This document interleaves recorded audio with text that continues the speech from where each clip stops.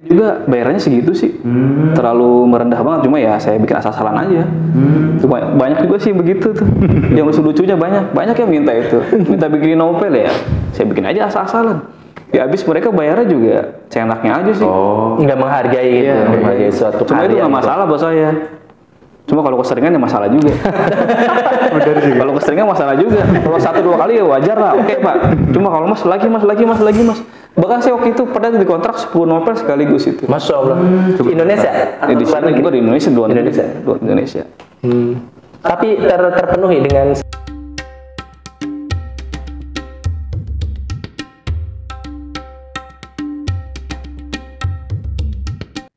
Ya halo Sobat Nubar semuanya, kembali di channel YouTube Nubar Pro bareng saya ANH dalam acara menulis bareng DJ, menulis muda update status. Ya pada kesempatan kali ini episode ke-11 Kang ya. iya. Spesial horor karena kita kedatangan tamu spesial dari Cijantung, yaitu Kang RB Milan. Gimana Kang kabarnya? Baik Pak. Alhamdulillah baik ya. Ya. Ya Kang RB ini adalah salah satu penulis fiksi yang bergenre horor, betul Kang ya? Iya. Lahir di Jakarta Utara tanggal 9 Februari 1985. Menulis sejak awal tahun 2015, sudah menciptakan lebih dari 16 buku solo hingga saat ini. Nah, 2 buku diantaranya itu diterbitkan oleh penerbit di Malaysia dan diterjemahkan dalam bahasa Malaysia yang berjudul Kuburan di Dalam Rumah serta Setan Kaki Buntung Kang ya. Iya. Luar biasa sekali, tulisannya sudah nyampe luar negeri malahan gitu. Ya, biasanya saya cuma berdua. Saya yang sering nanya, kali ini saya bakalan dibantu sama Kang DJ Kang ya. Nanti bantu nanya. Asisten berarti. Iya asisten, karena kan sesama penulisnya lebih tektoknya lebih dapat gitu kan. Untuk Kang DJ sendiri sehat ya? Kabarnya sehat ya? Alhamdulillah Kang.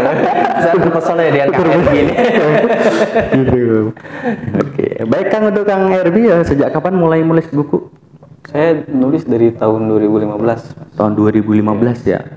Itu genre buku apa yang pertama kali ditulis Kang? Waktu itu saya pertama nulis bukan cerita-cerita misteri sih. Oh malah Cuma bukan misteri ya? cerita anak waktu itu. Mm-mm. Cerita pendek, cuma setiap saya kirim ke media selalu ditolak. Akhirnya saya coba ke nulis novel.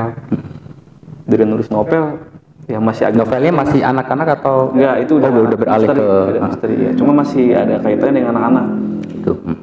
Nah untuk cerpen anak-anak tadi itu sampai berapa tulisan tuh Kang ditolak? Itu banyak banget itu ya. Kira-kira ya berapa ya? Ya mungkin ada kan 30 kali. 30-an loh. Luar biasa. Luar biasa ya. Gitu. Nah kenapa beralih ke genre horor malahan? Ya nggak tahu kenapa itu. Ya kepengen aja sih. Kepengen aja saya nulis seperti itu. Cuma ya mungkin udah rezekinya di situ mungkin ya. Oh gimana. gitu ya. Apa itu waktu sebelum nulis horor harus ada sesajen khusus gitu? Enggak ya? Paling makan-makan gini aja. Makan aja. Soalnya saya kira itu penulis horor itu ya bawaannya horor gitu. Enggak ya? Enggak kok, saya nggak begitu. Enggak. Cuma Kang Edwin ini humoris ya orangnya. Gitu. Tidak menakutkan gitu. Tidak Kang, ya? menakutkan. Iya.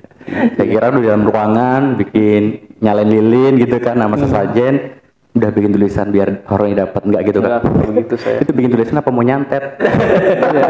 Oke. Oke. Mungkin Kang DJ ada yang mau ditanyain? Saya tadinya gini Kang, awalnya itu mengira bahwa Kang RB itu pertama kali nyemplung itu di dunia horor gitu. Itu yang kepikiran, karena kan yang saya tahu profilnya beliau ini adalah buku-buku horor itu yang selalu diterbitkan dan selalu nongkrong di buku-buku di toko-toko buku besar di Indonesia. Itu pasti buku horor. Ternyata kan beliau punya basic ada sebagai penulis cernak, ternyata cerita anak seperti ya. itu ya. Ini kan luar biasa. Dari cerita anak dia berpindah ke pada genre gitu kan, genre horor yang dimana ini kan masuknya pada teen lit ya, teen lit bener ya, ke remaja ya, remaja dari usia SMP ke atas berarti kan masuknya ini. Nah itu Kang RB ya, kapan pertama kali naskah diterbitkan yang horornya ataupun yang anaknya, atau anaknya sekali belum pernah diterbitkan gitu? Kalau nulis kan dari tahun 2015 tuh. Itu udah anak atau langsung horor? Udah anak itu. Oh sudah anak itu yang 2015 sempat diterbitkan berarti kan ya? Yang anak itu belum itu. Belum sama sekali. Dengan sekian puluh Nggak ada. 30 naskah tadi itu ya. belum ada. Nah terus di masuk awal 2016 itu pertama kalinya itu saya terbit tuh novel. genrenya? Langsung ke misteri itu, misteri kayak misteri pembunuhan lah. Yang Cing Dodot itu atau bukan? Oh bukan, Oh, beda lagi. Itu sesudahnya itu, bukan itu yang ini yang mayat ke Dipan kalau nggak salah. Mayat di Dipan itu. Itu yang pertama kali. Iya, itu yang pertama. 2016. Ya, itu berarti. ya, maksudnya pertama dalam skala besar itu. Ya kalau skala kecil pernah juga.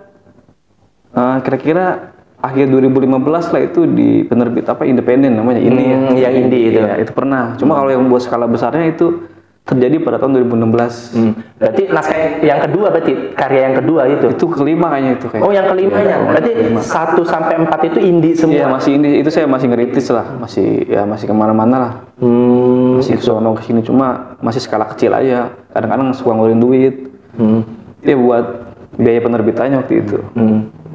Pas yang berarti skala mayornya yang 2016 itu. 2016 itu skala besar. Itu udah misteri ya. Itu udah misteri. Yang diterbitkannya. Itu suatu luar biasa ya. Tapi waktu tadi kan beralih ke novel horor ya, itu langsung diterbitkan atau gimana tuh Kang? Yang horornya? Iya terbit. Oh langsung ya? Terbit. Saya kira nunggu lagi tunggu 30 naskah dulu baru.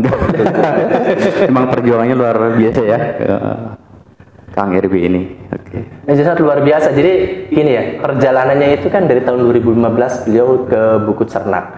Nah, ketika ke Cernak ini belum punya, kata dia sih belum rezekinya katanya.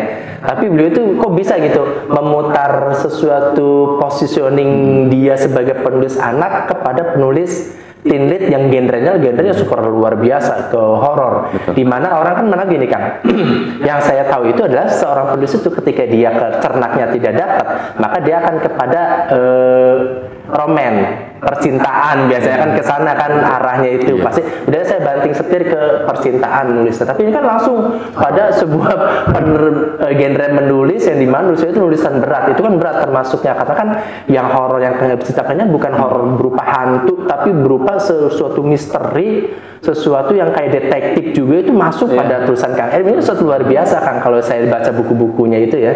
Jadi ada beberapa genre naskah yang kata orang, Pak Erbi tulis horor, ternyata buku yang dihasilkan itu tidak murni horor yang hantu tertawa, tapi benar-benar menciptakan sesuatu hal yang dicari apa nih penyebab si Ia meninggal, si B apa dan sebagainya. Itu sesuatu luar biasa. Itu idenya dari mana tuh Kang? Sampai bisa idenya kebanyakan sih dari film-film barat gitu. Udah dulu kan saya sering koleksi DVD tuh. Tahun 2015 masih musim DVD lah kan. DVD. Ya. Ya sering beli film-film barat aja gitu. Oh, ini jadi itu ya. Brutal. Terus untuk suka dukanya menjadi penulis pemula awal itu gimana tuh Kang? Mungkin finansial mungkin ya. Finansial. Pasti ya keuangannya. Ya banyak sih, banyak banget lah, dari penolakan, dari royalti yang nggak jujur atau gimana, itu banyak banget itu. Cuma ya Royalti nggak jujur. ya saya lewatin aja terus, nggak apa-apa itu.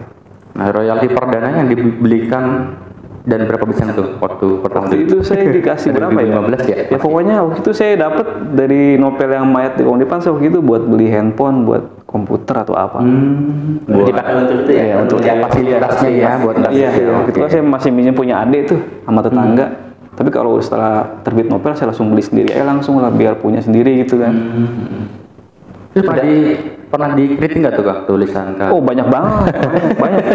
Dalam hal apa Kalau gitu? kalau itu sih udah biasa sih. Udah biasa ya? Ya, dari kritik yang buruk, yang benar ya itu mah namanya juga manusia kan. Ya itu mah ya nggak Wajar ya? Wajar lah kalau manusia gitu mah.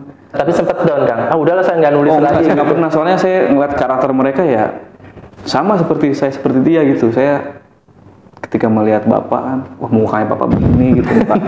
Sama aja pokoknya. Yang seperti itu ya pro kontra ya selalu ada sih. Selalu ada pasti ya. Iya. Terus yang jadi inspirasi menulis mungkin ada tokoh lain atau? Iya ada siapa ya? Lupa lagi saya, itu Pak Abdullah Harahap itu. Itu kan luar biasa itu ya. Beliau kan penulis dan pelukis fenomenal ya, yang itu apa, pelukis apa itu? Iya penulis horor juga. Iya, pelukis horor itu ya luar biasa. Almarhum ya. Yang kalau nggak salah punya museum di itu ya, di daerah Fatmawati ya, di sana ya museumnya itu. Atau pernah juga tidur di kamar 408-nya atau 108 itu berapa itu? Yang tersimpan lukisan Pak Ab itu. Oh nggak pernah saya. Oh, belum berapa kali gitu untuk nyari wangsitnya gitu. Biasa aja saya sih. Jadi murni ya Kang ya, murni. Ya, biasa aja, nulis biasa aja lah. Enggak mengundang arwah gitu. Enggak, nulis aja gitu. Buat Mengalir aja ya. Buat pamer, buat apalah. Buat gaya-gayaan dah pokoknya. Iya. Ini Kang, kendala yang dihadapi ketika memutus untuk menekuni sebagai penulis, kendalanya apa tuh Kang? Kendala terbesarnya, karena kan Kendalanya pasti ada kendala dong, orang tua. Basic orang tua kan katanya dari TNI ya, orang tuanya. Kalau orang tua saya sih, yang penting dapat uang aja sih. Oh ininya. Iya, mereka nggak masalah. Yang Hasil ngeliat dari hasil gitu ya. Hasil Selama ini ya, emang sih awalnya juga nggak boleh, udah ngapain sih begituan. Diiring gitu, ngapain sih? Cuma ya setelah saya kasih duitnya banyak duit gitu ya udah. Emang berarti emang punya passionnya di sana ya. Jadi orang tua juga mendukung, akhirnya keluarga mendukung Iya, gitu. cuma mendukung dalam arti bukan menulis sebenarnya, lebih ke bertanya duitnya mungkin. Kalau saya pikir kalau mendukung kayak gitu kayaknya nggak begitu banget sih. Itu kan memotivasi berarti Iya, Kang Herbi kan. Iya, untuk motivasi kan. Jadi gimana caranya agar finansial ini bisa lebih ya, aman gitu. Ya anehnya sih, ya ada aja sih meskipun ya nggak tahu lah itulah. Memang wah dari sononya mungkin ya, maksudnya ada aja gitu dah. Ya gitu deh. Ada aja apanya nih Kang? Ya rezekinya gitu. Kayaknya ada aja tuh kendala-kendala yang membuat Kang Herbi akhirnya memutuskan bahwa ya udahlah saya nggak akan jadi penulis gitu.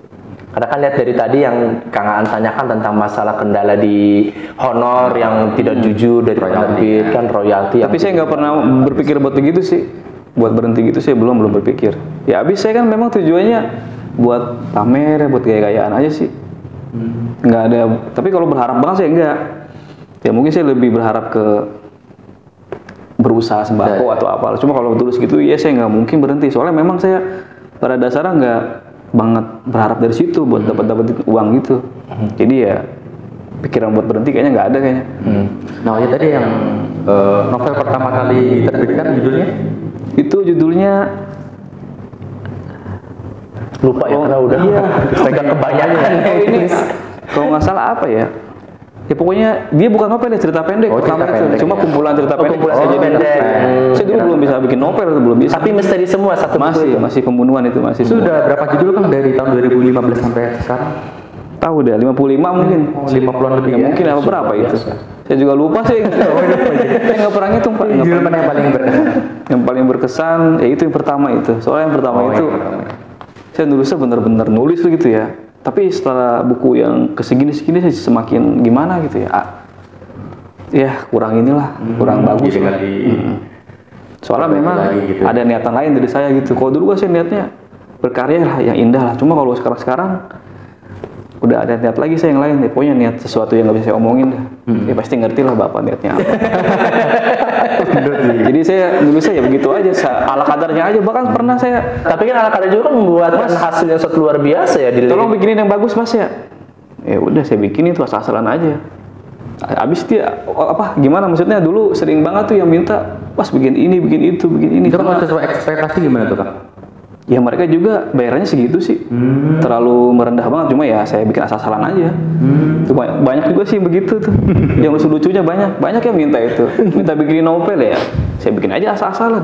Ya habis mereka bayarnya juga seenaknya aja sih. Nggak menghargai gitu, Iya, menghargai suatu cuma itu nggak masalah buat saya.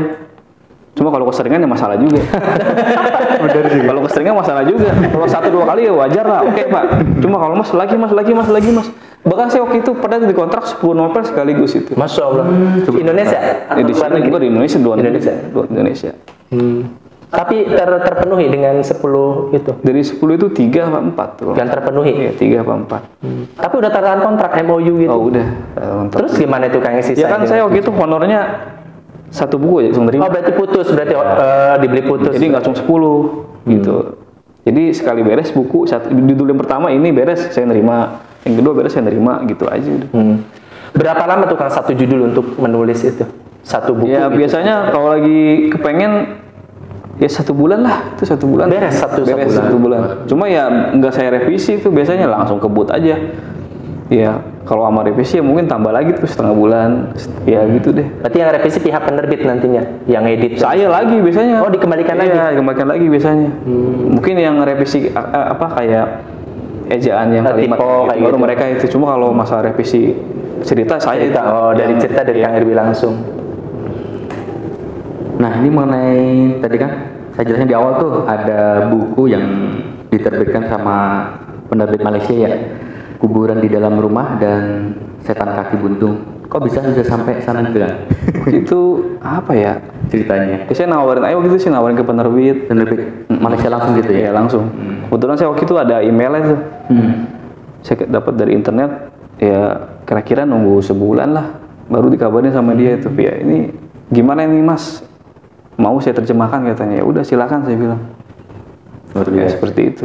Jadi kalau kita ngirim bilang sampai berbulan-bulan kan ya, ngirim naskah itu 6 bulan dulu baru diterima. Itu pun kalau jadi naskah biasanya. Bener nggak sih? Bener nggak katanya Kang?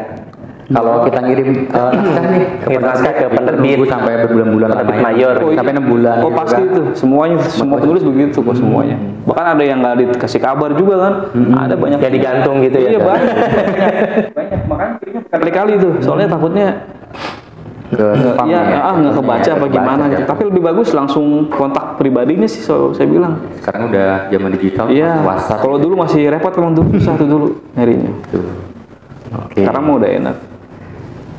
Apa luar biasa ya, pengalaman menulis saya dari mulai genre ke cernak sampai pindah ke genre yang sangat luar, itu kan sebuah hal yang sangat ini Kang, sangat langka lah seorang penulis ketika dia memutuskan dari anak ke sebuah horor. Itu sangat luar biasa. Saya pun nggak akan semampu itu karena saya dulu menulis itu dari mulai anak-anak, saya pindahnya malah ke remaja. Jadi masih ada nyambung. Kalau Kang Dwi kan dari anak-anak, cerita anak kebayanglah Kang Aan, kalau cerita anak berarti kan sesuatu hal yang penggambaran tentang masalah imajinasi. Betul. Gitu. Sedangkan kalau pindah kepada genre horor bukan imajinasi lagi, tapi dia udah tingkatan tinggi karena menciptakan suatu detektif, memerankan suatu tokoh ini mengupas kasus tentang kasusnya kenapa bisa meninggal dan lain sebagainya, kan pasti akan diselidiki di dalam suatu cerita itu. Tapi malah nggak nyangka juga ya di genre horor malahan langsung Iya, itu diterima dia. malah. Melambungkan namanya ya. Iya. Rezekinya emang Emang gitu. dari situ sih. RBS itu ya. Iya. Sangat luar biasa Kang Aan ini. Ya, baik. Untuk sesi pertama kita break sebentar, jangan kemana-mana, tetap pantengin di channel YouTube Numba Pro. Jangan lupa untuk subscribe, like, komen, dan share serta aktifkan lonceng di bawah ini untuk mendapatkan konten-konten lainnya. Karena nanti juga bakal ada giveaway kamera Vipro 5. Terima kasih.